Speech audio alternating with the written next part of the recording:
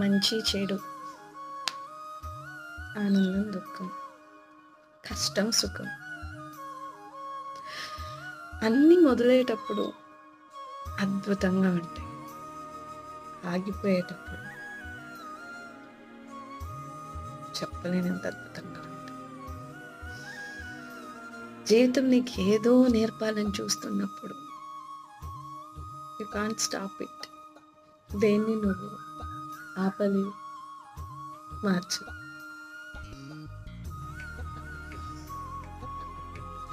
ఒకసారిగా నీ జీవితంలో నుంచి ఏది వెళ్ళిపోలేదు. ఒక్కసారిగా నీ జీవితంలో ఏది రాలేదు. గొప్పవాళ్ళు అవ్వాలంటే గొప్ప ఆలోచన ఉండాలి, క్షమించే గుణం ఉండాలి, చూసి చూడనట్టు పోతుండాలి.